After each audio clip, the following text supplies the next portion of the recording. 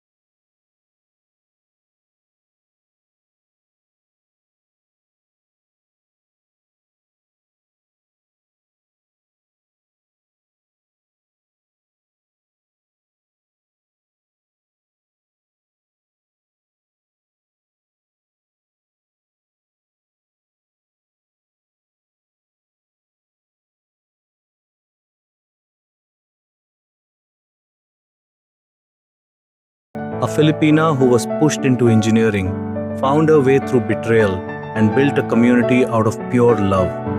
Ladies and gentlemen, please welcome Marianne Bulacan. I'm also not used to this, So somebody is putting a mic on my face, and I'm like, "You talk."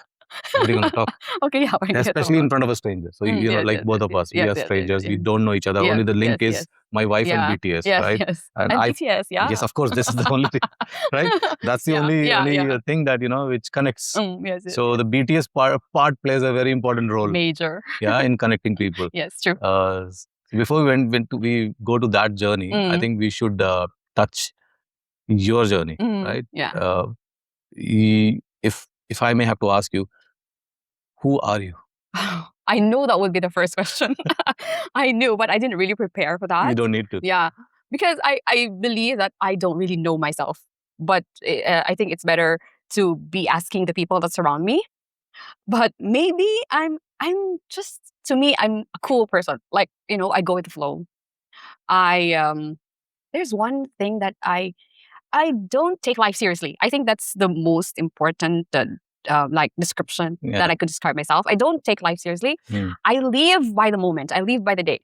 I don't even think about what would I eat tomorrow. I don't do that. So I just live by the moment. And yeah, I think that's it. I just take it easy, taking life easy. Maybe that's what I am now. But before I wasn't like that. But if you ask me now, yeah, that's how I am. So that's your current state of mind. Yeah, that's my current state of mind. That's interesting. Today. But maybe tomorrow it will be different. But yeah, today is just living the moment. So is that has to do something with the culture of Philippines? I don't think so. I think it's basically me, because if I have a lot of friends, and also I know a lot of people being here in UAE for almost 2 decades. And I don't think it's Philippines itself. It's because of what you have gone through as a person and what you truly believe in. So for me, because if I have a problem, I don't dive into it like we say it in Tagalog. Wag mong problemahin yung problema. It's a problem itself. So you have to find a way to solve that rather than deep dive into it, overthink. Correct. So yes, that's just my personality, I believe. That's amazing. Yeah. That's a very good introspect of life itself. The problem itself. Yes, is the problem. Yes, it's a problem itself. So what would you do? Find a solution, right? Yeah. And not deep dive into it and just be depressed. So how was your childhood in Philippines? I can still remember them. I can say that I had a very happy childhood. Although of course it's not all hearts and chocolates and everything, but yeah, I have a very happy childhood. We live in a province. It's very far from Manila, which is the capital of Philippines. So it's like you have to ride a plane to go to our province, Okay. and then yeah. So it's a very small city. It's called Victoria City in middle part of the Philippines, and I was born in what? Now I'm gonna have to divulge my age, 84. So our generation used to play outside the house, right? Tell me about Yes, yes. We play. Like the minute you wake up, if there's no school, you're just right outside on the Yeah. street with your friends. Yeah. So my parents, they weren't very strict with me. I'm the firstborn, by the way. All right. When it comes to that, so of course I would get an earful from my mom every time I come home late. I do something nasty like that. But I had a very happy childhood. I have a lot of friends, and which are my friends until now. Wow. Yes, because we used to live in one street and we grew up together. And yes, my childhood, even I tell my kids, like, you should experience this kind of childhood. Because here in Dubai, right, our kids are sheltered. Yeah. Yeah, it's like they don't get to have friends that will be with them for a long time. True. Because at the end of the day, we're expats here. We will go back to our country or we go somewhere else. Yeah. Right? So I wanted to let my kids experience my childhood because I believe I had a very happy childhood. Wow. So Yeah. you got siblings? I have siblings. I have two younger brothers, which I fight a lot. The next one, that one next to me, Yeah. because we're just in two-year age gap. All right. And yeah, that's one of the things that made my childhood Even better, I even guess. better because I fight a lot with my younger sibling. I can relate to you, but the only difference is that I'm the eldest as well. Mhm. But my siblings have a gap of five years. Okay. So my youngest, the sister, she's 10 years, 10 years age gap difference between me and her. So she was more like a daughter to me Yeah, right. than a sister. So Yeah. and my brother is 5 years younger. So so it was not like fighting, Yeah. but it was more about protecting. So, Oh, yeah. So that was a little different, I guess. The youngest in the family, I'm 10 years older than him. So he was like my baby. He's actually here in UAE So, also. yeah. Yeah. But the one next to me is because we're very close. Correct. Yeah, with our ages, right? So we would always fight a lot and we would like really talk bad about each other growing up. But now we're, of course, we grew up, we matured, Yeah, and we're true. very much okay. True. Yeah. So you did your studies, everything in Philippines? Yes, everything. Okay. How was that schooling phase? Okay. When it comes to schooling, well, that's actually very interesting for me because everybody around me expected me to be an achiever. Is that because you are the eldest? No, because I was really an achiever when I was young. Okay. So, but I'm also, as I've said, I just go with the flow. So I'm very spontaneous also, and I don't really study. I don't study. So whilst in kindergarten until late, maybe 5th grade, I was an honor student. Okay. So of course, when you have those achievements, people will look at you, oh, she's very smart. She'll be like this in the future, things like that, right? And even my parents. But I don't think my dad did, but my mom, maybe, she's more of, stay-at-home wife. So she's like, my daughter, you have to be like this when you grow up, like that. So studying, I don't like studying. Who does? Yeah, who does? I don't like studying, but I've achieved some things in my like early years in school. And on my 6th grade, I wasn't in the honor list. So I'm not sure if it was a big disappointment to my parents. I'm not sure about that, but they didn't show it. And high school also is for me. Okay, I will summarize it as like I was what do you call this? Pressured as a student because I was thinking that I should be able to achieve something, and that changed in university. During high school, I was a scholar for what do you call that? Not a public school, but the government gives you allowance. Oh, scholarship? Yes, it's like a scholarship, and it's like a very prestigious high school. It's like just the top students of the entire province goes to that school. Oh. So it's Negros Occidental Science High School. It's like you go and get an exam, and your classmates are like the valedictorians of different schools. So it's very difficult for me to excel in that kind of environment because even I know for myself that I'm good at some other things, but I'm also bad at some other things. But I felt like I was suppressed. My talents, my skills were suppressed in that school. It's just that I have to go there because it's a scholarship. It will help me a lot. And, my parents don't have to pay for tuition fee for a private school.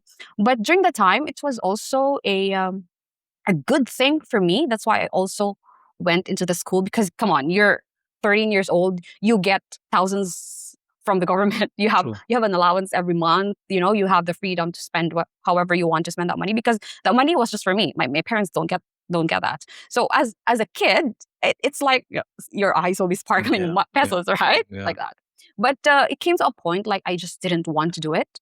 So I don't study as much as I'm supposed to, because in that kind of school you have to maintain a grade. So on my third year, I got kicked out of that school because I didn't get past the passing grade. So I moved to another school, which is a public school, public high school. And that was the best day of my life, moving to that school, because no more pressure. There's no more pressure to maintain such grades. There is, all I had to do was pass the being a fourth year in high school, senior high school. And I had the best life. I believe that my high school life really started on my fourth year in high school, my last year in high school. So is that, since you mentioned about, pressure of studying, is that something, in our societies, especially in Asian society, like, in India also, the, parents are so inclined towards kids to get good marks, because marks mean status. Yes. Is that very similar in Philippines as well? Maybe it's more of like, if you graduate from this particular school, you'll have better opportunities. Because after that, when I moved to a public school and I went to university, I went to another prestigious university. So it's like, so you can imagine the pressure on me while studying. So it was like, you have to get an exam to be in that school. It's also a scholarship school, like their university. It's a university also, but the government funds it. So only the best of the best goes into that school. So it's like, because I moved to that school, I had better grades than I had in my first 3 years in high school. So I was able to get there. And to be on the top of that course, you have to be like top 36 of the entire university. And how many students are talking about? I'm not sure, because there were like, I don't know, because we have ECE, electronics engineering. So that is the top course in that university. And then there's mechanical engineering. So for you to be on the ECE, which is the best, supposedly the best course in that school, you have to be on the top 72. So in order to be on section A, you have to be on the top 36. So I was in section A and I was in ECE. And the rest of those who took the course will go to mechanical engineering and then go to the technician courses. Okay. So I don't know, but in our course, it's like 72. Then in mechanical engineering, another 72. And then the rest, like 8 more courses. So 70 to 72. So yeah, I haven't really calculated how many people were in that university. But yeah, I got into that top 36. Of course, my mom was very proud. And so is my dad. But I didn't want to be there in the first place, because I wanted something else. So you did not want to be engineer? Yes, I never wanted. I don't want to. It's just that, I can't really explain it, but it's more of the status that when you say I'm from TUP, people are like, wow. But I didn't want that. But it was a choice that I had to make. I don't know. I actually, that's one of my biggest regrets in my life, having not pushed my parents not to put me in there. What did you want to be? I wanted to be a broadcaster. Wow. I wanted to be a journalist. That is why in my entire 5 years in the university, I was part of the newspaper. I was part of the newspaper. I was part of the yearbook, where you create the yearbook for the entire people. You write something. Yeah. And I also dance. I used to dance. So while studying in university, I had to do some things that will make me happy, aside from studying, which I think made me get out of university happy. I was happy. I mean, I met a lot of my best friends in university also. But if you ask me now, which part of my education years I love the most, it's my university, because I met some of the best people, some of my best friends in there. But not the studying part, because engineering is difficult, Sachin. What did you? Let's not talk about studies. Yeah, it's very difficult, and you have to learn, memorize stuff that you don't even use in real life. I was bad student. I was really bad. Like, until 9th grade, I I failed ninth. Okay. Yeah, so I was that bad. And I recently I told my son about it. He's like, really? He's like, he keeps taunting me about that. So I scored in mathematics, and I'll be very honest in front of the camera. My school friends know. So I was very bad in mathematics. And I scored, we have boards and pre-boards exams on 10th grade. Yes. On 10th class, before the board exams, we had the pre-board, which school conducts. I scored 9 out of 100. 9 out of 100. Really? Everything else I was fine. But, I was not a good student. I was an average student. Yes, I think I scored distinction in English and history. I was very good at it. But then my teacher called my parents and said, we cannot allow him to put him on the boards because he scored very low. We think that he will not pass the board. But I begged my teacher, please, because it's like status, as you said. The society doesn't take failures. Yes. So I was very, very worried about that and my parents' reputation and their expectations. All those things. So I begged them, and don't ask me how I passed the mathematics test. Thanks to the person who was sitting in front of me. Because I'm really sorry, but 9 out of 100. What did you answer in there? I have no idea. I think if there is something, in alphabet there is dyslexia. I don't know, in mathematics the number used to jumble. It just doesn't make sense, right? It doesn't make sense to me. The X plus A plus B plus, it just doesn't. So I was dumb in mathematics, completely dumb. Yeah. And imagine, I used to run away from mathematics all my life. And guess what? You have to face them, right? I have to face them every time, right? So every time, like the numbers, the P&L, the balance sheet. Yes. You are not. Yes. I got better. See, just practice. But it's the equations and all, it doesn't. So I want to ask you something very specific about your journey with the school. You said that you were under pressure and you did not enjoy and you did not pass to the you did not get the scholarship in high school. Third year or something, right? Yeah, the fourth year. Yeah. What was your feeling at that point? Like, it's like rejection and down. You were upset. That was really a long time ago. So I think I didn't care. I did not care. I was more of looking forward to going to a public school with my friends. I don't know. My parents weren't even disappointed. I don't know. I can't remember. They just, because that is, I think, what is good with my upbringing.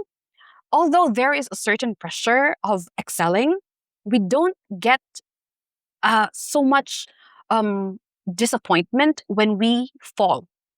So it was more of looking forward to going to the public school. That I was just thinking of that. I don't care about what the other people are talking whatever.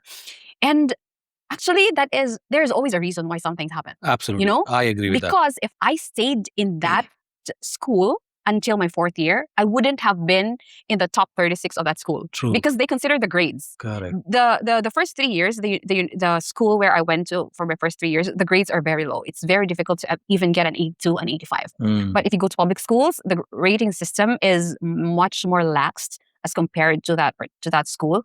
So in college, in university, you have to have a certain grade in the exams, and your grades should be between this in high school. So if that didn't happen, I wouldn't have gone to this university, and I wouldn't have met my best friends also. Yeah, true. No, you're absolutely right.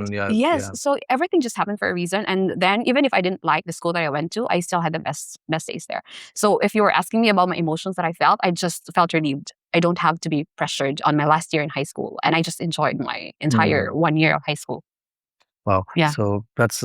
And that support come from parents, so that makes a difference in child's Yes. I think that's mentality. a very big factor because we saw, especially in my generation, you saw how our parents how strict they are with their kids when it comes to education. I don't know how they feel though. If they're disappointed, maybe they talk between themselves, but I don't feel that disappointment with them. They just support me for whatever. The Indian parents are totally opposite. Oh, really? You will feel the emotions with sticks and brooms. Oh, no, actually, of course, I've experienced that. But, maybe it's just that, just talking, but really nothing. Yeah, so I'm also from your generation. I was born in 81. Okay, so, okay, so it's our generation. It's our generation. So, I can relate to you what you're saying. My parents, my father especially, he beat the shit out of me when now I'm laughing at it when I failed. But that brought a shame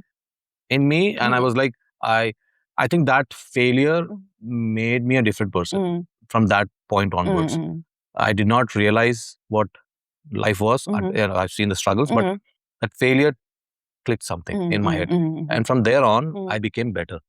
And by the time I passed my school, I was above average. Wow. So Yeah. I because I Mm. got rid of mathematics first of all. Yes, So yes. That's number one. that is out of my life. Yeah. So I did not choose mathematics. It was fine. So but the parents' emotions and because uh, we come from very lower economical class family. So the mothers, as you said, your mother was also housewife. Yes. My mother was also same, and the only breadwinner was father, and he was not earning so much, right? So their expectation was to if the kids will study, they will become better than them. Yes. Right? Yes. And they also only thing they could provide is the education. Education, exactly. It's the same. Yeah. So the only difference I would see is that they would beat me. I mean, now things have changed, but in my times, and that was normal to us. Like Yes.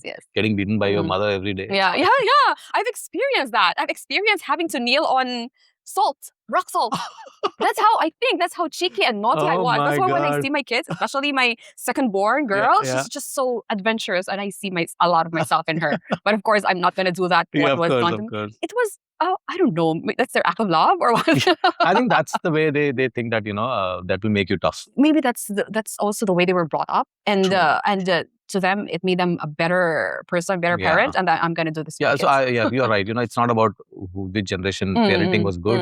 I feel that we are a bit softer on our kids. Yes, this because time. we have experienced the hard parts in the past. And we don't want to do all those things, Yes, what we've gone through. Exactly. But at the same time, I feel personal experience, right? I feel that, being too soft, as in don't hit, or but make them mentally strong, and because the world is not easy. Yes. And it's even getting tougher and tougher. Exactly, So yeah. I think they need to be prepared for what is coming. That Yeah. is what, as a father, I feel. I know as a mother, you will put it differently. Well, I know that I don't want to do some stuff that I've experienced in the past to my kids, but I also teach them how to be mentally strong. Yeah. That's because, as what you've said, the world that we're living in, it doesn't get better. Yeah. It will, if at all, it will just keep getting worse, but we have to be prepared for our mind, especially our minds. We have to be very prepared. I believe our generation is very strong mentally. Yeah. Because we have surpassed a lot. Correct. We have surpassed a lot. But we have turned a little bit softer with our kids because of what we've been through. But I think there are still some things that I wanted to teach them that I have learned also. Yeah, true. And that which made me who I am right now. Yeah, absolutely. So, so you completed your engineering then, and you graduated in engineering from Philippines. Yes. And then what profession did you choose? I'm now in procurement. Okay. Yes, which is entirely different from what I've studied. So imagine those calculus, Sachin. Calculus, integral, what I can't even remember what those are. Relate to you. Yes, imagine all those things that you had to go through, you had to pass, and then nothing came out. So, so it's no way very near from what I've learned. So you started with procurement, or you did something? No, what was your first job, and where was it? My first job was in a government entity. I was actually here. Okay. No. I had one job in Philippines, but it only lasted for like 11 months because I came here. Yes. So after I graduated, I took out the board exam. I had to go get the board exam for ECE because it's a licensed profession in Philippines. Okay. Yes. So I took that. I reviewed for 6 months and then took the exams and passed. Barely passed. Barely passed, but I passed. And then after that, I worked for like just a year in one of the semiconductor companies in Philippines. And after that, I came here. Okay. So that was my first job. So Dubai, why did you choose Dubai? My family is here. Okay. Not my parents, but my dad's sisters are here. So 3 of them are here. And Alcosace was just a desert. They were already here working. So before Dubai was the Dubai that you see now, my aunts have already lived here. So I don't know how they came here. They haven't told me that story. But while studying, my aunts were already here, and they were telling us that once you graduated, you can come here and work because Dubai has had a lot of opportunities. My cousins are also here. We have actually I have my cousins and my aunts, uncles, and my brother here. That's one thing I've seen in Philippines community, right? Yeah. You're very closely tied together. yeah, maybe because we all want to prosper together as Yeah, well. that's beautiful thing. Yes, yes, yes. I've seen, every Sundays, you guys will gather, your friends, your families, yeah, your relatives, yes, you will yes. gather, you will have barbecues in Yeah, the yeah, park, in yeah. the beach. But that community Yes, yes, is so yes. strong Yeah, yeah. together, and it's so supportive to each other. It's beautiful to see. Not that our community is not, but it's not to that extent what you guys are. Yeah. It's just a beautiful feeling. Is that? I used to do that when when I was single and I didn't have kids yet. We used to do that, like not with my relatives. Sometimes from time to time we meet, but it's more of the friends that you meet. Yeah. I used to be part of a Filipino dance club. It's actually one of the main thing that I looked for when I came here. Yeah, because I love dancing. I'm not very good at it, but I just love dancing. So I came here in 2000 January of 2008, and then I joined my company around March, and then the first thing that I found that I looked for is a dance club. And then it's not club like that, right? It's an organization. Yeah. And funny thing was, one of my colleagues was a member. So I joined that community, and it was really a big community during that time. And yes, every Saturday we just gather, we dance, and after that we stay in the bar, dance more, drink, and then even after that, the next day we'll meet again. And the sense of community, because that's what we would usually look for, especially if you are new in the country. So yeah, the Filipinos gathering together every weekend, it's like just it's a happy occasion for most of us. So you mentioned 2008 you came, and that's the time when Dubai was going through a lot of uncertainty, the market crash and all. Yeah. How was the time then? Because I came 2016, so I have no idea. 2016. Well, during that time, I was very lucky that I kept my job. I worked, my first job here is in government. Okay. Yeah, I was really, really lucky. How did you get that? I don't know. Before, it's okay. Before Nakil, right? Nakil. Nakil is like under one umbrella of Ports, Customs, and Free Zone. Yes. So under Nakil, there are different. There's Limitless, there's Truckees, like that. So I just submit to everyone, right? When you're new here, you just submit to whatever vacancy you have. And so I think I remember submitting my CV to Nakil. So maybe they share, since it's like a shared service. And then I got an interview with Truckees, which is they provide for this one Truckees, right? Yes. That company. Okay. So we provide licenses to to companies in Jafsa with Nakil, companies like that. So I just got an interview. I just got called in and got accepted. So you're totally different from what you've studied. Yes, totally different, because it was like I was an assistant for a department that there were just during that time, green building is starting, sustainability is starting. So I got called in for that job for the particular department. There's only one person in there, which was my boss and me, and we helped build that department. So during the recession, everybody was just letting go of people. Yeah. But ours weren't affected. Okay. So I could say that I was not affected by that. But I felt it. I felt it, of course, because everyone was just being let go, and for example, for Nakil, I think they let go of a lot of people during that time, because construction stopped, right? Construction stopped. But for us in Truckees, it was very stable, since maybe it's a part of the government. So I did not really feel, I'm sorry, but I didn't really feel something about that, because for me, it was my first job. Yeah. I landed a good job in a government organization or some government, and just joined the company in 2008. So I didn't know what was happening before that, right? So I wasn't really all my colleagues are just telling me that recession is happening.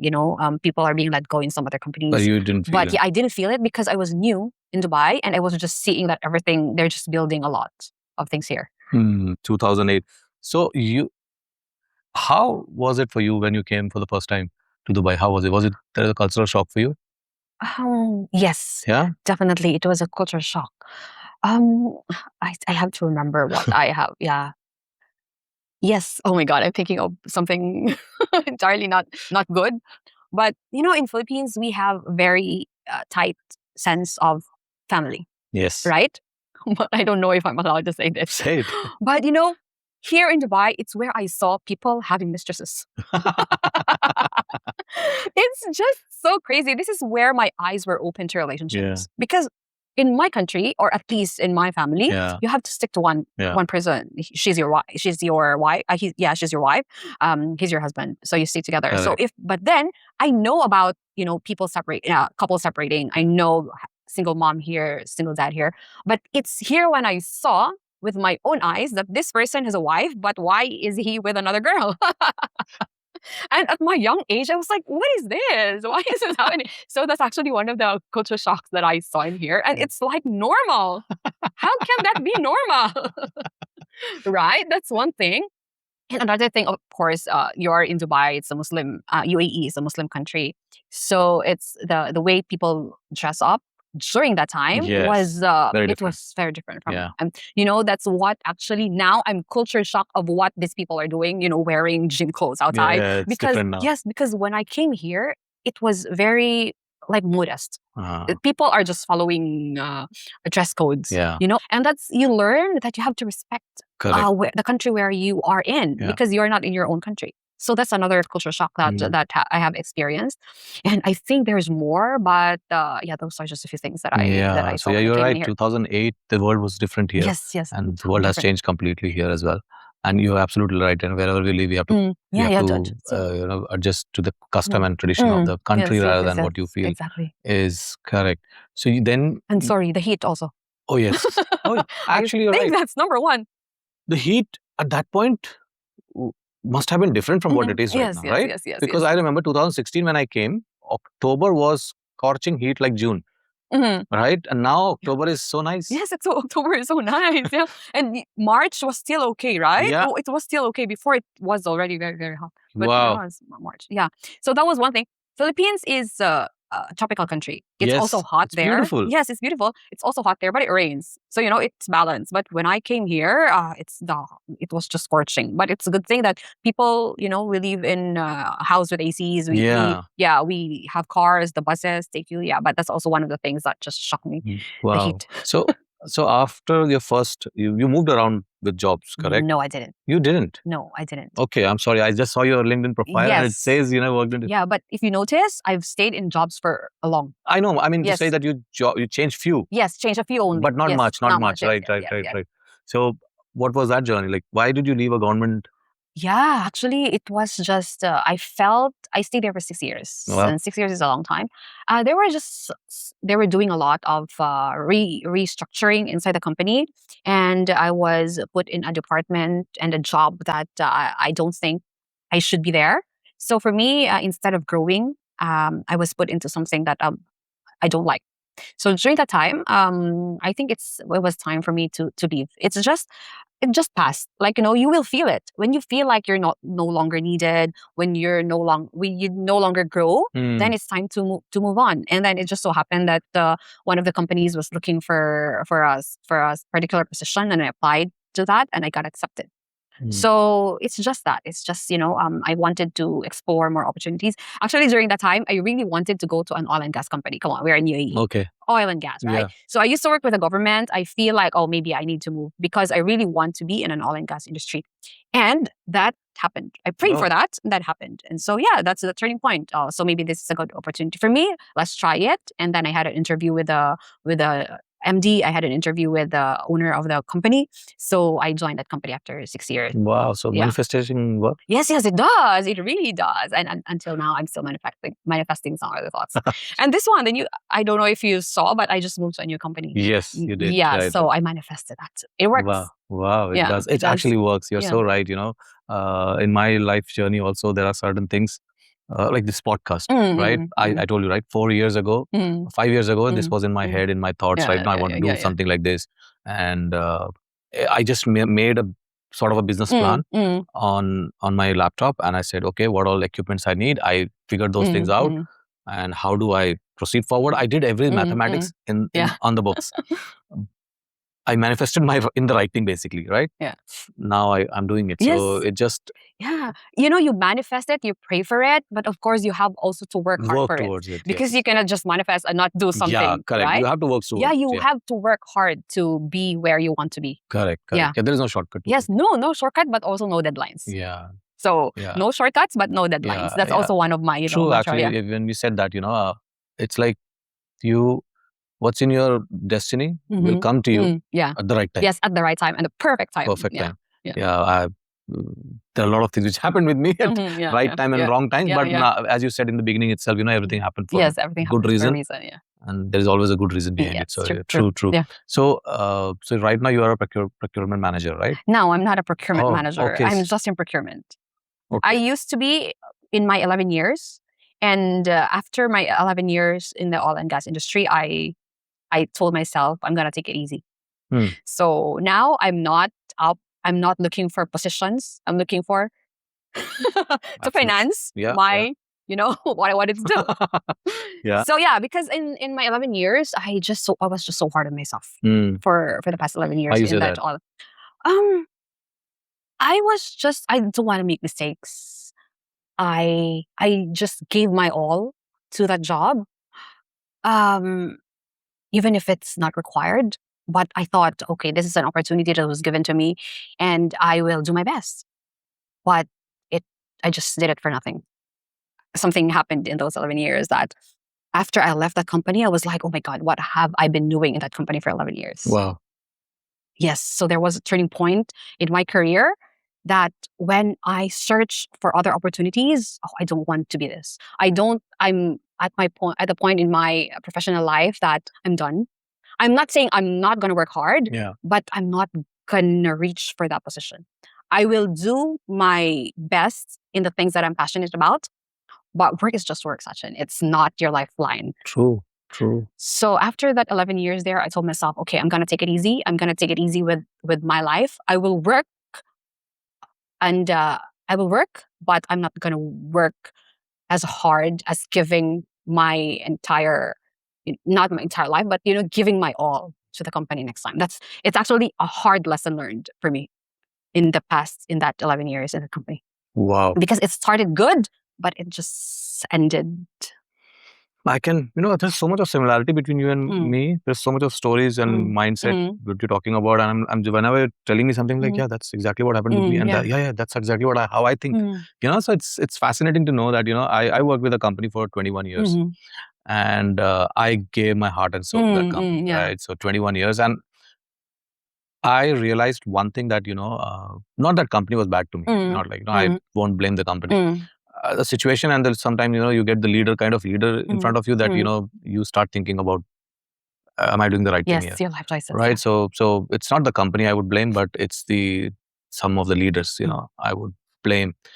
Or I would not blame anybody, in fact. I would say that has to happen, and that had happened. Yes, I was just going to say that. It has happened. So I was also done in a sense that, that I'm working 16 hours. F&B in hotels, it's very tough. Yes. And I'm working for 14, 16 hours and I'm not even making that much money, which I deserve, or at par with any other company gives, right? In my position. Yeah. I know for the fact that, I was underpaid, But you like working, I love the job, I love that company. It's still dear to my heart. I'm talking about Taj Hotels.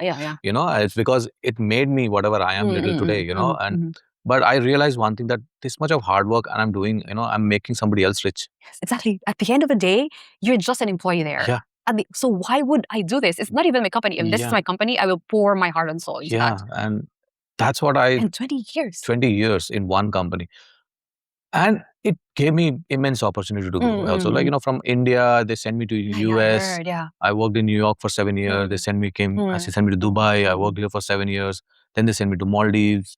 Then I came back to Dubai again. So, the company has given me enough opportunities to learn and grow as well. So I owe that piece of my life to the company, right? Exactly. So, but one thing I realized, I'm working so hard and I'm making somebody else rich. Why don't I do something on my own? And this thought has been in my head for, having my own company or having my own restaurants for very long. Like every hotelier you ask, dream is to have one of their bar and restaurant. So, again, that manifestation things. And I'm telling you, it's going to be longer than we anticipate that. The podcast will go long.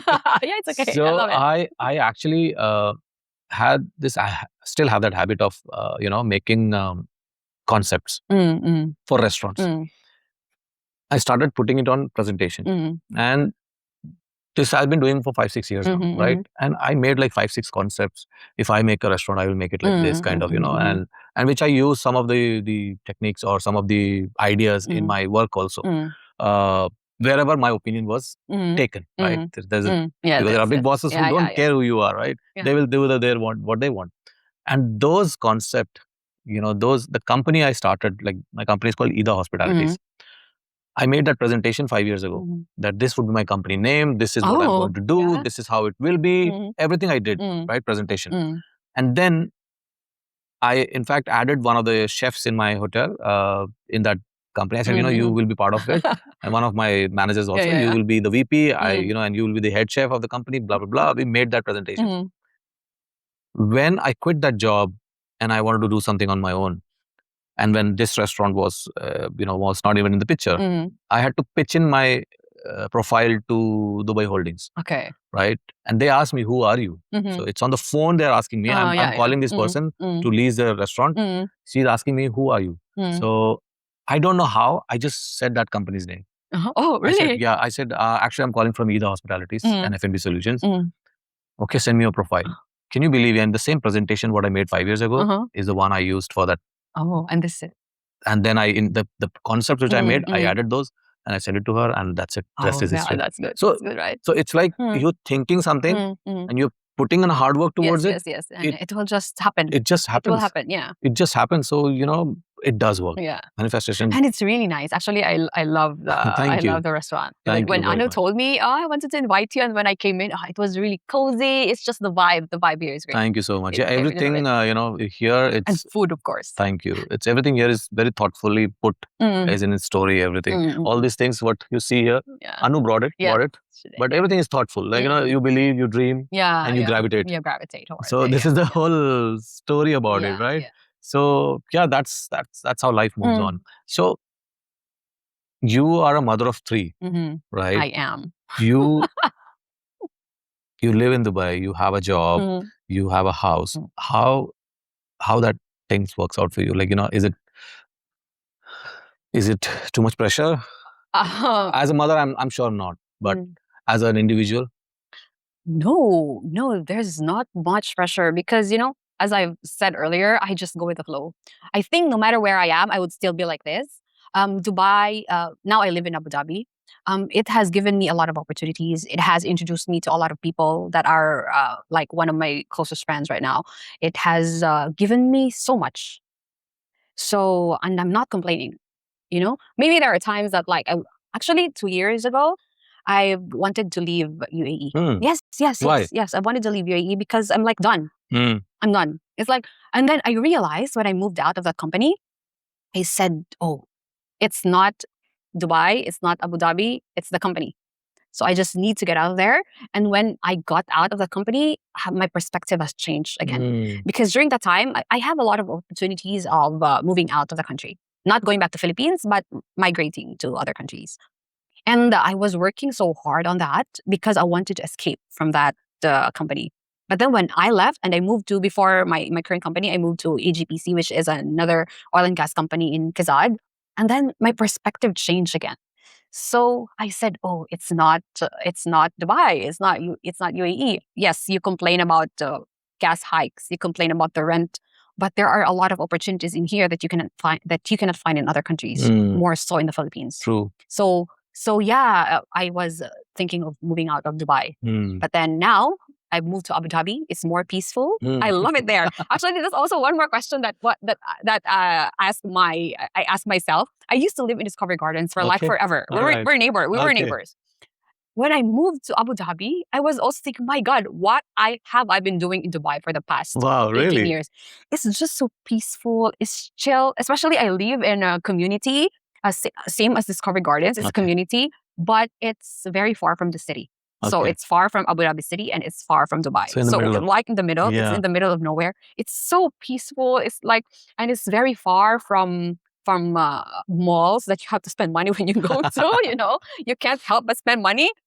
And yeah, I love it there. So I balance everything out. I don't get pressured with my kids because thank God, I have very good kids. Yeah. They're very reliable. They're smart. Yeah. They don't give me a lot of headaches, as I gave my parents before. Yeah, so I love life right now. How do you instill that culture in your kids? of the Filipinos, whole cultural and their values? How do you instill? My kids. When I was young, my mom would tell me, "Okay, don't do anything in the house. Just stay home." Because you can't believe I'm just out everywhere. Okay, so what my mom would tell me is, okay, don't do any chores, but just stay home. I wasn't trained to do chores at home, but I was expected. I was trained, but I wasn't trained, but expected. How can that be, right? So yeah, I know how to wash the dishes, I know how to clean, but I had to be told off to do it. Yeah, my kids, I've instilled to them, okay, when you wake up, you have to make your bed. That's the first thing. Yes. Yeah. Well, after you're done with your food, you bring your own dishes to the sink. And my eldest, I tell him, you have to wash the dishes every night. So these are the things, because I want them to be independent in their own way also. So this is what I learned in my childhood. Learned by myself. Learned by myself. No, I mean, my mom would tell, you have to wash the dishes. You have to. You would tell, but they don't teach. They expect you to follow through. But the difference that I do with my kids is I teach them. You show them. Yeah, I show them. So this is how you do it. This is how you fold your shirt. This is how you. I don't teach them a whole lot, but I teach them the basic ones. This is how you vacuum the floor. This is how you do. Yeah, so I teach them this. That's amazing. Again, I can relate to you that I try to do this with my son as well. The first thing I teach him is to make his bed, and every morning it took me a month to remind him every day. Like I wake up with him when he's going for school, and I ask him to make the bed. He will make it. Now it become a habit. Also, I try to teach him how to wash dishes, bring your own plate, dishes, things like that. And Anu tried to teach him cooking. Sometimes he know how to make food, like certain like omelets. Yes, my son too. He can make Maggie, and he can, at least he knows the basic now. Yes, and that's very important, right? How you teach that kid. Yeah, especially. Yeah, especially how old is your son? 13. 13, right? So it's just a few years. They'll be off to university. They'll be independent. Yeah. So I believe that no matter how sheltered our kids here, we have to teach them at least the basic things. True. And one thing that I really want my kids to learn is to commute. Because here we have cars. Yeah. That is one of the reasons I'm telling him. I told him, maybe you should go back to Philippines before you start university, because I want you to experience these things. Because it's not every day that in the Philippines we don't have a car. You have to commute. In here, yes, you go somewhere, we drive. True. But in Philippines, I had to commute. I had to ride a jeepney. I had to ride, now you can ride a taxi there. But while you were in school, you just ride a trike. Do you know a tricycle? Yeah, like tricycle, a jeepney, like that. So this is what I wanted to impart to them. But there is no way right now. So since we cannot do that, okay, let's do the basic what we can do in the household. Yeah. Same thing I'm trying to do with my son. I'm trying to send him this vacation, 1 month, and understand certain values, right? Understand, as in, I believe that a kid in a family should be around an elder. Yes, true. A grandmother or a grandfather or somebody, right? Right now I have I have a mother, so I don't know what he will learn. I'm not sure, but grandparents are spoilers, but they teach you something, right? Yeah, they do. Yeah. So it's very important that they understand what in India especially. We talk about a lot of religions and castes, right? And in India itself, there are multiple castes. The society is divided into castes and religions. So there is, in Hindu, we come from a Hindu family. So in Hindu itself, there are multiple castes dividing the whole Hinduism itself. The other day, he's into Indian school as well. So he was reading about some Vedic, something in his Vedic is our ancestral, scriptures, talking about the gods and goddesses and whatnot. So he was asking me, what caste are we? And to be honest, I had no answer. Because I never questioned that to my mother or my father, and they never told me. Right? For me, I understand that, okay, we are Hindus, that's about it. But what in detail? So I told him, when you meet your grandmother, ask her. But do you know now? Do you know your caste now? Really? I have no idea. So I will go and ask my mother as well, but I don't want to answer it. I said, you go and ask. When you go, okay. So the other day also he reminded me. I said, no, you call her, ask her. Why are you asking? You should ask your mom now so that I'm you not can asking. answer. You can answer Because his I will get question. scolded, but you don't know till. And then it's your son that will tell you, oh, we are this. Yeah. So I don't want to disclose that. Oh my God. So yeah, it's very important that we instill that. Yes. At culture. least, right? Yeah, at Not least. the entirety of it, Correct. because it will be very difficult also for us. But yeah, at least we need to instill things with them. So how do you manage this BTS love?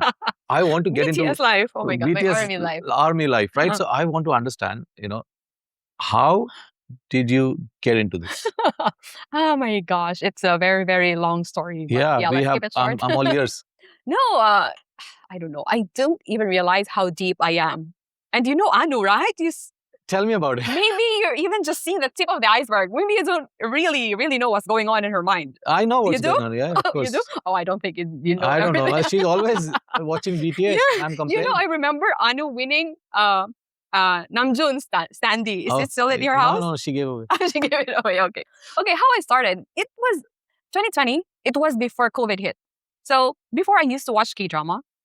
So K-dramas are very light. There are a lot of K-dramas are very light. So I watched this Hwarang, where Taeyong V is. So that's where it started. It's early 2020. It was during the promotions of their album. Maybe I'm just talking blah, blah, blah right now. Please. Yeah. So it's the promotion of their album, Map of the Soul 7. So that's when it started. I just watched a K-drama. I asked who this member is. And then from there, it just spiraled into what I am now. Oh my God, yeah. Yeah, so it's so fun. It's so fun. It's when you guys love. Do you like cricket? Oh, I love cricket. What do you do? Like, do you travel to watch cricket? I do everything. Oh, exactly. So it's just like that. Yeah. It just so happened that it's just 7 gorgeous Korean men. Yeah. No, I think It made me so happy. I know from Anu's perspective. I know that 2020 was the time. I don't know if you know about her. This part that she had depression. Yes, we talked about that. Right. Yes. So I saw that part that in 2020 it relapsed again after COVID or something. So I saw a part of her that she was happy to see all this. So I let her enjoy that. Let her be and what she likes. I just kept on supporting, and in a good way that I'm happy that it happened because. This is what I want to hear from you, but my point of view is that they promote goodness. Yes, so, they do. I'm not a army. I'm not a fan, Yeah. but I'm not a hater also, Yes, right? yes. I love the fact how they spread the goodness. I tell some of the friends ask me like why she's so obsessed with them. I tell them that if you listen to them, they actually make good songs. Songs which you can watch with kids and hear with kids.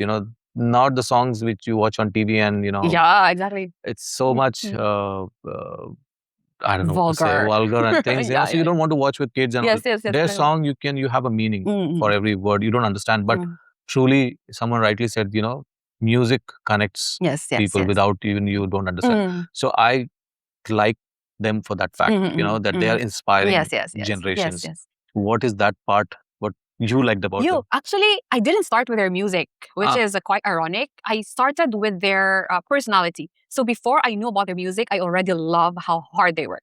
So when I knew about BTS, I went and watched their YouTube movie. What is it called? It's Burn the Stage. I think that is their first documentary. Okay. So before I deep dive into their music, the lyricism, I love their characters first. So when you like a friend, you would like them because you like their attitudes, you like their character, So I think they're real. This is how I started with BTS. So I watched their documentary first before I listened to their music. So when I saw how hard they work, they're really hard workers. What they have achieved now, they deserved all of that because they worked their asses off when they were so young. Yeah. So that's when it started. I watched Burn the Stage, and then from there I started watching all their documentaries. And before I listened to their music, and then when you listen to their music, it's like, oh my, it's very relatable. Because BTS, when you watch them from the very beginning, you will relate it's like you grew with them. So they started talking about their childhood, they started talking about school, and in the end, they started talking about their trauma, that it's okay if you fall, it's okay, just stand up after that.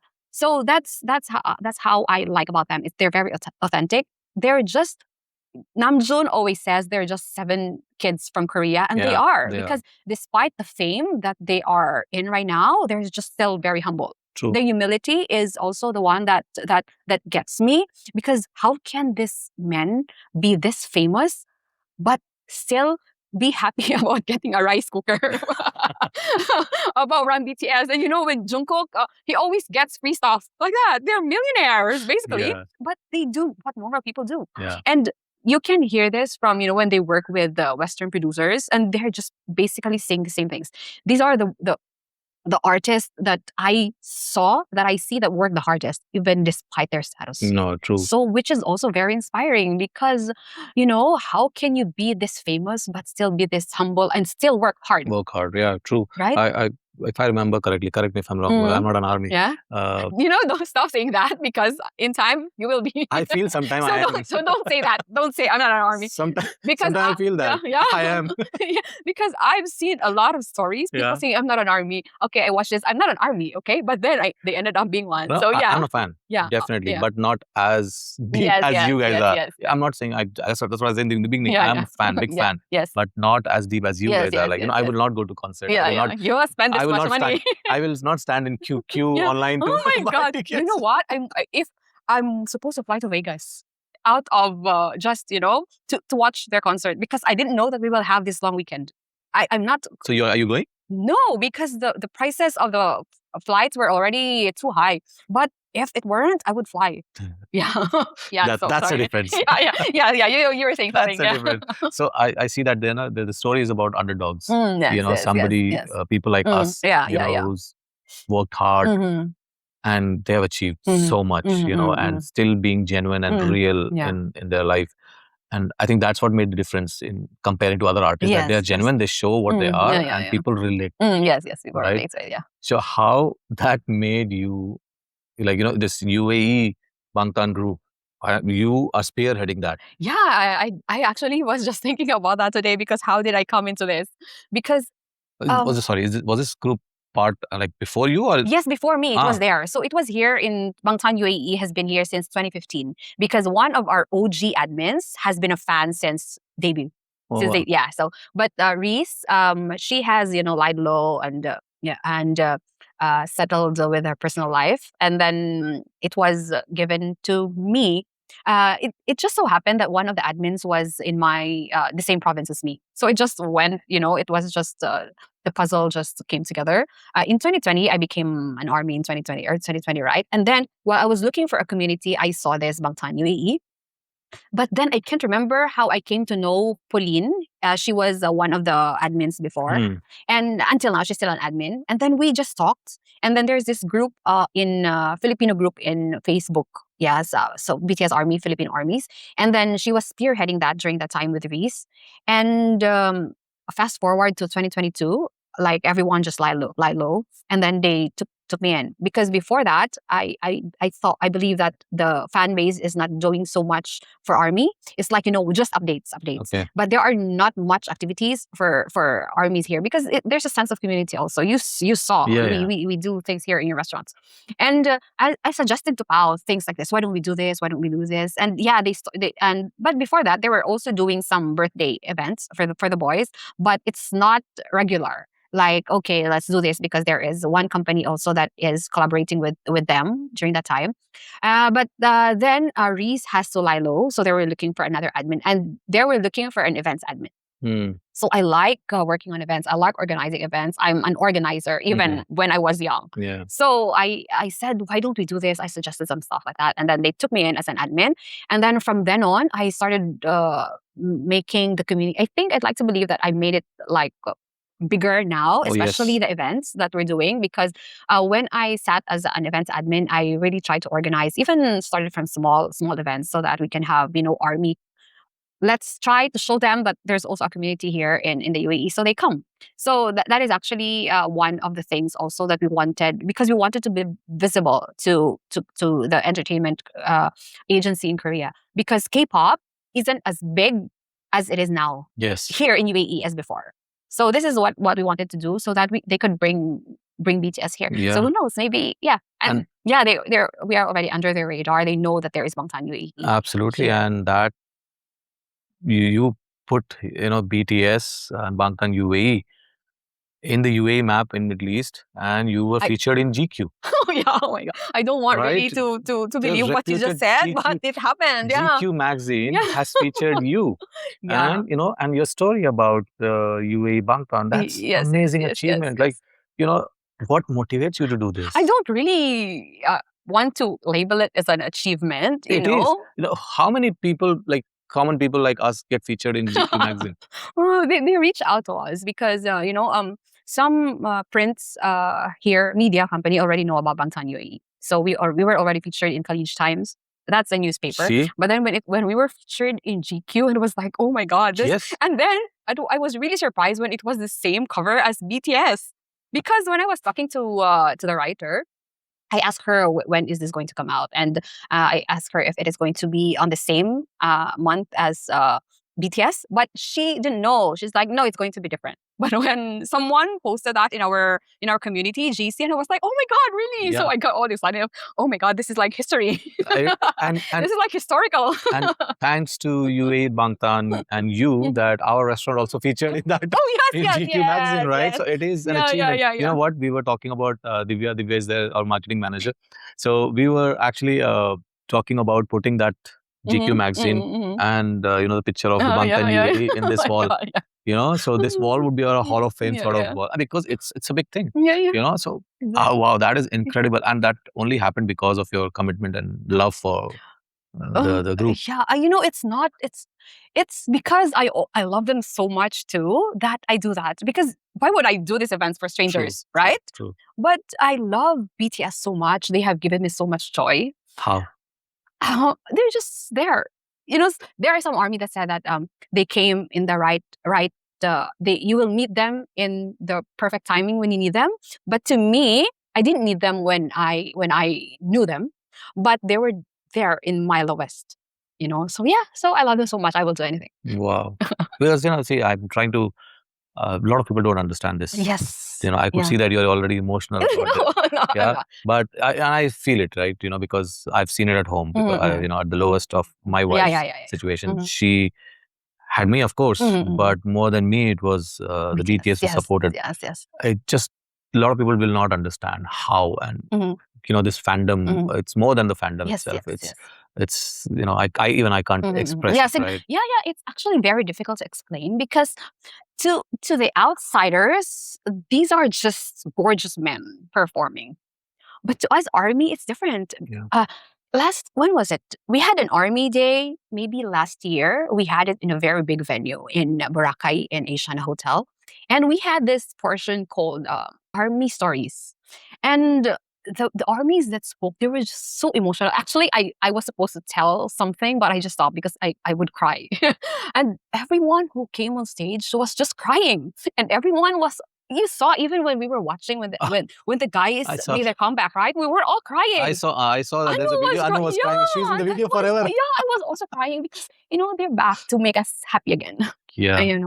So yeah, they I don't know how, but when I had my daughter, oh my god, I don't want to. I actually wanted to ask you how you share that BTS, the kids, how they look at. Oh, they're like fans. They're like because when I had my daughter, my third child, I didn't realize as well I was going through something. Yes, maybe it's a postpartum depression. I didn't go to the doctor or something for that, but I just during that time I was so hard on myself. I just gave birth, but I wanted to lose weight. Before I had my second daughter, my youngest, I was at my best body. Like I worked so hard, I lost a lot of weight, then I got pregnant. And then after that, I had to go through that again. So, I was just so, oh my God, look at you. I was just like that, So I was going through that phase and I just couldn't understand what I was feeling. But every time I come home, I don't go to my kids. I go to the room, watch TV, run BTS, and I'm happy again. So this is what it does to me. It's like the serotonin, it just makes me a dopamine, or what is that called? Yeah. It just makes me so happy. I can't even explain it, but looking at them, knowing their struggles, that's one thing, but them making you just so happy is a different one. It made me come out of that dark dark part of my life. And yeah, so I go to everywhere they go as long as my money can take me. That Because is the incredible. happiness, it's just, you can't explain. You can't just understand it. But it's more of like, I have friends who spend money on luxury bags, right? They made them, these bags make them so happy. Me, I'm so happy if I don't even count how much I spend buying BTS merch, flying to different countries to see them. Anu told me that you have a room which is full of BTS stuff. Yeah. It's a yeah, mini it's museum. funny. Yeah, because what I used to live in a 1-bedroom here in Discovery Gardens, and the BTS merch are just on the living room, so you will just see them everywhere. Yeah. So while I was scouting for a new home, I saw this, and when the video entered, it was there's this small room in transparent room glass, and I said, "Oh my God, that's my house! That's my house. I'm going to live in that house." And yeah, that space is only for my BTS merch. Wow. Yeah. No, I see. You said no. I may be not able to understand because I've seen Anu also going through same thing, and I was questioning myself at that point, like, am I not able to keep her happy, right? But it's a mental illness is something which people, one, don't talk about much. Don't talk about, yeah. It's a stigma in society. Yes. But second, I would love to speak about it more often because I think people should know. Yes. People don't relate and don't understand that it's also something like a biological illness. It's no different. People have to take medicine for that. There's no reasons at times for this to happen. Yes. You question yourself why it is happening to me, why I'm sad. Yes. So same thing. Anu used to also feel that way, that why I'm sad. I have a child. Yes. I have a husband who takes care of me, who loves me, but still there's I'm something. not happy. I'm not happy. But I've seen that phase since 2012. Samarth was born. And in 2020, it came again. And then BTS was there to help her out. And I could feel that in her eyes and see the smile. And I was supportive to her, and then I sit with her and watch all those episodes. So it made me like them as well, right? And I love their music. Yes. I just love their music. It's amazing how they, and one thing I realized, their music, you keep hearing more and more and more. It just fits in your head so well. Yes, exactly. I cannot explain this. Again, I'm again saying I'm not obsessed, but I love them for the fact what they have done for themselves and how they inspire millions of army. And how different you army are. Like you contribute. I heard somewhere that our BTS donated some $1 million. Yes, $1 million. That's the Black community. Yes. Yes. Black Lives Matter, something, right? On that cause. And the army equal that amount and donate 1 million same. also the same. Yeah. Which fandom does that? Yes, exactly. And a lot of people ask that too. They say that ARMY is the biggest fandom in the world, which I totally agree, because which fandom could put their music icons as icons? Yeah. Number one in the billboards. So which fandom does that? Yeah. We do that. Yeah. No, we give, you mirror people around you. True. And this is, I think, what is happening. These boys are just so they show their love to us also, and we show the same to them. They have this they always think ARMY first above everything, and they know that without their fans they won't be there. Correct. Because who would consume their music? Who would buy their merch? And it's not cheap. Who would go to their tours? It's so that this is, we mirror what they do to us, and that is why we are, as I'm not going to say obsessed, but passionate. We're very passionate about them because they were also very passionate about ARMY. True. And their songs are very relatable. That's just one thing. Also, what's funny? Before, there are some songs that you just go because it's melody, it's fun like that, but you don't mind the lyrics. Whatever they swear, they say some vulgar words, but it's because it's catchy. Then let's dance into it. But when I started liking BTS, every lyrics that I hear from other artists, I decipher it. And I'm like, oh my gosh, what kind of song is this? Yes, it's happy. It's, you can dance into it. But I started deciphering it, and now I don't like that. And then you listen to BTS music, you decipher the lyrics, what it's Korean, but we have a lot of ARMY who translate it for us. Yeah. And you understand what it means. And it's like, oh my God, this is so good. Especially their new songs now. Yeah. It's like, it's amazing. Well, absolutely. So Anu tried to teach Samarth also, our son, get into this music, but I think he new generation or the young kids, they are some sort of under peer pressure. Yes, These artists are not good and whatever. Mm.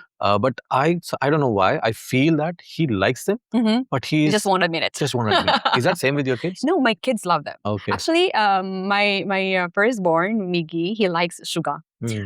Because Suga plays the piano, he started playing the piano. Nice. He was playing the piano before, but he became more passionate about playing the piano when he saw Suga playing the piano. And also when he saw how smart RM is, making how he creates these lyrics, he likes them too. So his bias is actually Suga. Okay. He really likes Yoongi. And my kids also, they like Jimin. The two girls like Jimin. So my youngest, oh my God, she likes, even if she could barely talk, but she memorized all of Arirang's. Yeah, because it's all the music that I play at home because I stream, right? And now every time I come home from work, my youngest will just say, "Mommy, play BTS music." And if I don't play it, she gets mad. Yeah, so they like them, and they're really looking forward. If in case the boys come here, the bigger ones are like saying, "You have to bring me. I want to watch them." Wow, that's so sweet. Yeah, that's so fun at home because we listen to BTS music a lot. She's adorable, by the way. Yeah, thank you. She's so cute. Yeah, she is. So I mean, so that's your BTS life journey. So what next for the army and you? For Army, for Bangtan UAE, as long as I'm here, I will, continue to bring all these communities together because it's not, even if they don't come here, the sense of belongingness is there. I met Anu. Anu has met a lot of people. Now my closest friends are BTS Army. Because what? We come together, we fangirl, we talk about the boys. But more than that, we also talk about our lives. So we share our life stories as well. And that made us close. So BTS was our relationship started with BTS, and we traveled together to watch BTS, which is awesome, which is really, really cool. That's cool. Yeah. Sometimes I get annoyed with Anu that you give more importance to these 7 boys. You don't care about me. But happy life, right? Yeah, but I'm fine. I'm okay. I'm okay as long as she's happy. It's fine. Whatever makes you happy. Yeah. So the other day she asked me to go on Weverse, click on this, book tickets, and I am not standing in any queue. She said, "You will. You have to. There is no choice for you." I said, "Okay." And she got some ticket for New Jersey also in July. She's already planning to go there, but if she don't get the ticket for Asia, I think Bangkok. Bangkok. We're planning Bangkok. Yeah, so if she doesn't get it there, then she will go to in July in New Jersey and say, "I have to watch them live." I said, "Okay, go." I'm going on 13th to Busan. Busan, right? Yeah, she told me. Yeah. Wow. So it's my birthday. Oh, okay. It's Bangtan. I'm actually a Bangtan girly because I have the same birthday with them. Okay. Yeah, so it's June 13th. That's Festa. That's also my birthday. My husband is the same birthday as Jimin. You know what's funny? In 2022, during their last concert, I was with Jimin. I wasn't with him on his birthday. Because my flight was his birthday. Oh. October 12th, I think my flight was October 12th, and their birthday is October 13th. So we had dinner on October 12th, and then he dropped me to the airport. Does he get envious like me? No, he doesn't. He doesn't? Yeah, he doesn't. He goes to basketball whenever he's obsessed with basketball. So I'm obsessed with this. You're obsessed with okay, we all have our own passions. So during his birthday, I was with Jimin. And also my son is the same birthday as J-Hope. Oh, yeah, wow. So we're a Bangtan family. Yeah, so it just makes sense to be BTS Army. Wow, that's amazing. So after living here for 18, 20 years, 2 decades, right? Almost 2 decades. Yeah. How the life has changed for you? What I think what changed is just the dynamics of the family, and now my outlook in life is just to just go with the flow. It hasn't changed me much as a resident here. I still love it here. I still love it here. But at the end of the day, we're all just going to be expats here. Of course, we have plans. We plan to migrate to other countries. Yeah. The kids are growing up. We need to be in a country, in a place where they could freely run around and also have better education. I'm not saying that education here is not that good, but it's very expensive here. Yeah, true. Sending your kids to college here will cost you how much? Even grade school, it's so expensive. True. So maybe long-term plan is to leave and go to other countries. But for now, maybe it'll just be chill 2 more years. Let's see what happens after that. But I just moved to a very nice company, and benefits are also good for family. And That's good. Yeah, so it's. I think we're gonna be here for a few more years. That's good. But That's after that, fantastic. let's see what happens. Yeah. So as you said, you live the moment. Yeah, I live the moment. Maybe tomorrow I will decide to, So if you have to go back to any moment you would like to go back to in your life and want to change? Yes, of course. I would say that I'm happy where I am right now, but I think it would have been different if I pursued what I really wanted to do. I really wanted to be as I told you, a writer, a journalist. I really wanted to do that. It would have been entirely different, but it would have been as fun as it is now. I think that's one thing. That is actually one of my biggest regrets. Not pushing that because I could have pushed my parents. You have to send me here. I could have, but I didn't. So maybe that's one thing that I really wanted to change. True. Yeah. True. Okay. Some people are like contented. I'm contented with what I have right now, but it would have been different.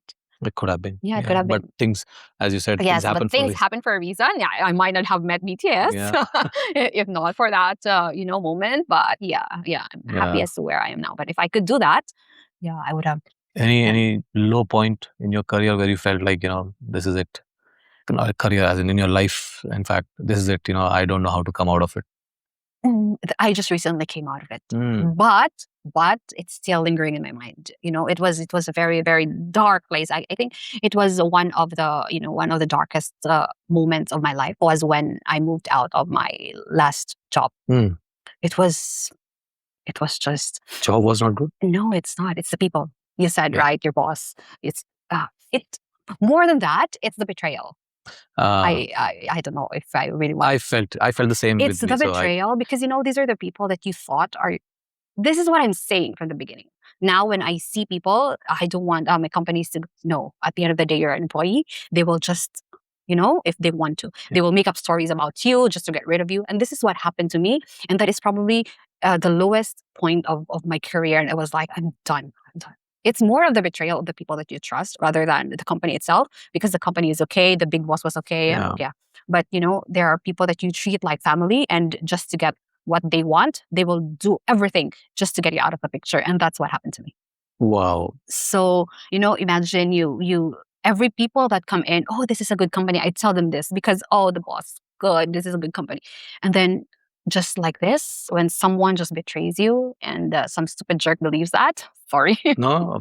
It's just going to happen. I am again relating this with you because this is exactly what happened with me also. Yeah. And it was, I think, I believe in God, and I feel that, he put you in that situation and make you feel that these are not the right people for you, and he removes you from those situations and from those people away. And at that point we feel that, why this is happening to us.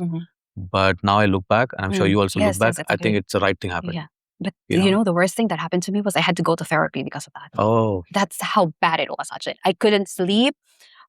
I go to work, my heart was pounding. I was scared to make a mistake because I'll get yelled at. Which wasn't like that before. Wow. It was like that. So it was the worst that I had to go to therapy. I went to a cardiologist because my smartwatch was like red.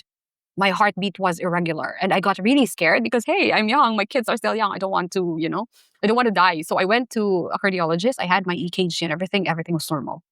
So the doctor said that's probably stress. And then that's when I pushed myself. I told myself I had to go to a psychiatrist. So when you feel this, mental health is very important. Yeah. So I had to go. I only stopped going because I moved to Abu Dhabi, but it was almost a year that I was in therapy because of that situation. It was so bad. It was like the biggest betrayal. Breaking up with your husband, with your boyfriend is nothing compared to the betrayal of a friend. Breaking up with a friend. It's until now. I still think about it. It lingers from time to time. I couldn't sleep for 6 months because of that. Are you healed now? No, I think I will be their biggest evil eye for the rest of their lives. It's very easy to say to forgive and forget. You're right. But it's easier said than done, Sachin. I will never, as of this moment, I will never forgive them. I will never forget what they did to me because they made me, I have changed from that moment. I no longer trust people very easily. I used to be very friendly. What you see me, that's nothing compared to who I was before that incident. I was like, put me in this place and I'll be friends with all of these people. These people will open up to me before we leave your restaurant. when that happened, I started to put a wall in my. I started to just put a wall. So what I do now is I mirror what you do to me. So if you're all chatty with me, I'll be chatty with you too. But I won't be as open as I used to be, because if a person that you knew for decades would betray you just like this in the blink of an eye, what about that person who you just met? This is exactly what happened with me. I don't know. I'm so sorry. See? But it's so relatable. People are shit. Oh my God. I also had such a horrible time when I had to leave the job. I leave a company of 21 years, 20 years, and I joined a new company. And there I felt this kind of situation, and I felt the betrayal.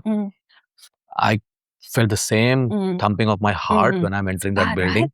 And I'm closing towards that hotel, and I'm like, why I'm here, why I'm going. Yes. That feeling was so, and I used to come back and tell Anu about it, like, Anu, I don't want to be here. And she used to tell me, no, it's a new place, maybe that's why. I said day one, and within 27th day I resigned, right? So it was that bad, first day onwards. And I told Anu that, this is not the place. Yeah. She's like, no, give yourself time, it's a new place, it happens with you. I said, I've worked in 4 countries with 4 different environments and 4 different set of people.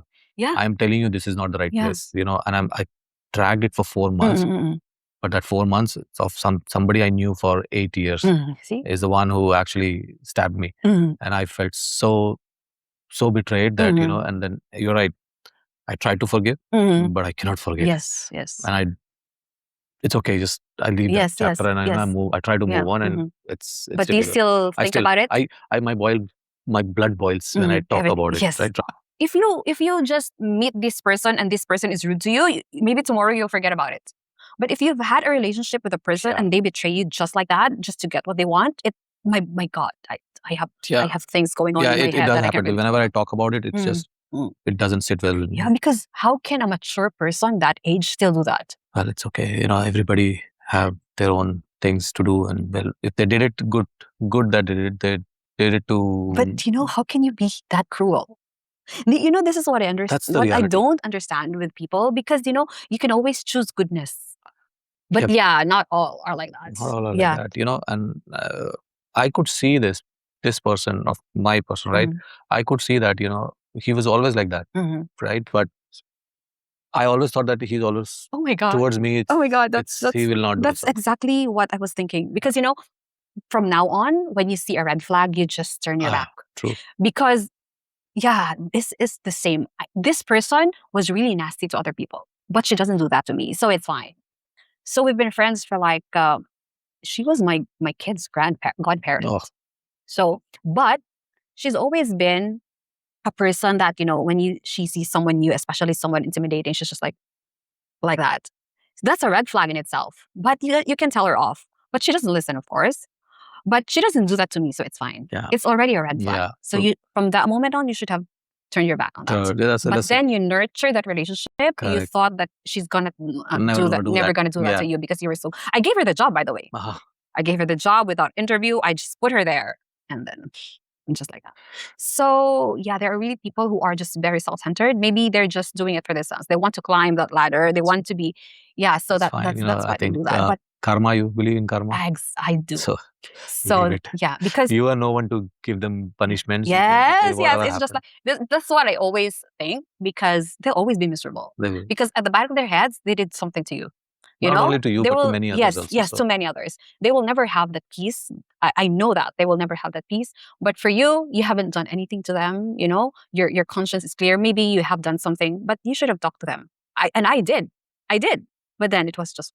I also confronted. I said, I told him and they're just victims, right? Yeah, and that's what another side of the story. Like in every story, in your story, you are the hero and they are the villain, right? In their story, you are the villain. Yes. So I'm fine with that. If they feel that I am the wrong person, okay, whatever you feel to make yourself right, fine. You think like that, no problem.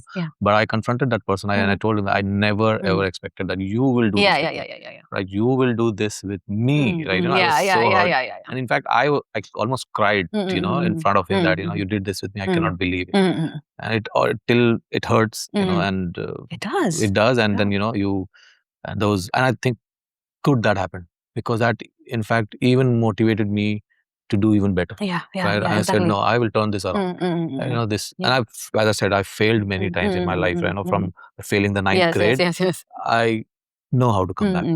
I don't give up so easily. So hell with them. Yeah. Karma will take its course, They will forever be miserable in my head. What is your proudest moment? Proudest moment? Oh my God. I can't really pinpoint something very specific.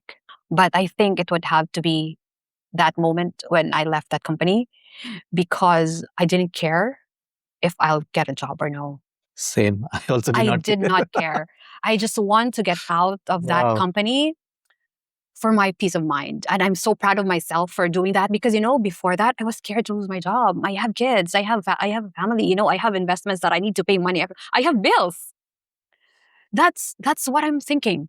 And then, but it came to a point like, I don't give a shit now. I don't care now. I just need to leave for my own peace of mind. And I was so proud of myself for letting that place go in my life, because I did not care. I was ready to go home to Philippines. I had my gratuity. Same, Jan. I did the same. I did not care if I had the job or not. Yes. I will go back to India, and I told Anu, we'll be prepared to go back. 3 months we have. I have a grace period of visa. We'll figure out something. But I cannot work in this place anymore. And I quit without having anything in my hand. So I'm like, no. Wow, that's such a brave. But it just so happened that I had a good offer also. But I was ready to leave everything. My husband cooks. I bake. I have a lot of business plans in my head that I know that I'm not good. I think I'll even be more. I'll be wealthier if I go back to Philippines, because I know I can put up my own business. Because I don't settle for less. Wow. I haven't. So I will strive to do better. And so then when I left that, I was like, it's like, it was just like that. Really, oh my right? God, I'm not gonna see these two villains in every day. I no longer will not see their ugly faces. Wow. And I'm not gonna be in that vibe anymore. So that was really a big weight off my shoulder. Wow, I was ready to go, just to leave, because at the end of the day, what's important is yourself. True. Because if you are sad, if you always feel heavy, you cannot give that energy to your kids. You cannot give that energy to your loved ones. True. So after that, it was just a breath of fresh air. It was and now every time I just curse them in my head. That's fine. And then move on. Move on. And you are truly inspiring, Jan. I'm so glad that I could see that chapter of your life. Thank you so much. And I wish you all the best. Thank you. Thank you for being here and sharing your story. Thank you for having me. Absolutely. It's so much fun, actually. It was indeed fun, and I truly see that somebody listening to you would really get inspired by how you handle pressure, how you handle mental illness, how you handle 3 kids in UAE, having a strong family bond, and teaching them the daily chores and making them independent. And on top, you are handling the Bangtan UAE group and creating so much of good memories for the army. I had a Wonder Woman last week in my one of the episodes. I think you are the Superwoman. I would name you as Superwoman. So truly great to have you. Thank you so much. I hope you had good fun here. I had fun, of course. And I think at the end of the day, you just have to do what you're passionate about, and everything will just fall into place. True. And just look at you. I know that you're very passionate with what you have right now.